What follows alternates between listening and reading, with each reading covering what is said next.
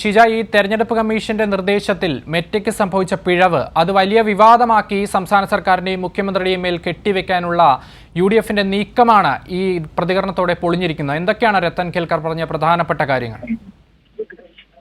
പക്ഷേ പ്രധാനമായും മനോരമ ന്യൂസിന് സംരക്ഷണം ചെയ്ത വി.ഡി. സതീശന്റെ അഭിമുഖം അത് പൂർണ്ണമായും നീക്കം ചെയ്തത് അത് പോലീസ് പറഞ്ഞതിന്റെ അടിസ്ഥാനത്തിലാണ് ആ രീതിയിൽ മെറ്റ നടപടി സ്വീകരിച്ചത് എന്നുള്ളൊരു പ്രചരണമാണ് പ്രധാനമായും കോൺഗ്രസുകാർ നടത്തിക്കൊണ്ടിരുന്നത്.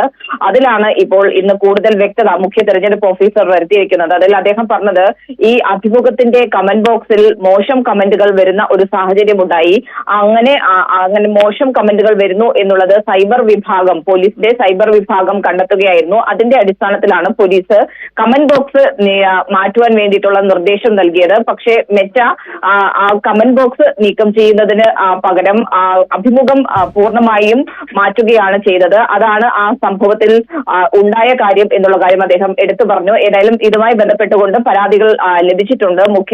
കേന്ദ്ര തെരഞ്ഞെടുപ്പ് കമ്മീഷൻ അടക്കം വിഷയത്തിൽ ഇടപെട്ടിട്ടുണ്ട്. എത്രയും വേഗത്തിൽ മെറ്റയുമായി സംസാരിച്ച് തന്നെ ഇതിൽ ആ അഭിമുഖം പൂർണ്ണമായും പുനഃസ്ഥാപിക്കുന്നതിന് വേണ്ടിയിട്ടുള്ള നടപടികൾ അത് ആരംഭിച്ചിട്ടുണ്ട്. മുഖ്യ തെരഞ്ഞെടുപ്പ് ഓഫീസർ തന്നെ ആരംഭിച്ചിട്ടുണ്ട് എന്നുള്ള കാര്യം കൂടിയാണ് രത്തൻ കേൽക്കർ വ്യക്തമാക്കിയത്. ഇതോടുകൂടി ഏതായാലും കോൺഗ്രസ് ഹാൻഡിലുകൾ പ്രചരിപ്പിച്ച സർക്കാർ, അതായത് മുഖ്യമന്ത്രിക്കെതിരെയും പോലീസിനെതിരെയും തിരിച്ചുവിടാനായിരുന്നു ഈ ഒരു നീക്കം എന്ന് പറയുന്നത്. പക്ഷേ അത് മുഖ്യ തെരഞ്ഞെടുപ്പ് ഓഫീസറുടെ മറുപടിയോടുകൂടി തന്നെ അത് തെറ്റാണെന്നും ആ കളം പൊളിയുകയുമായിരുന്നു. ശരി, ഷീജയാണ് വിവരങ്ങൾ നൽകിയത്.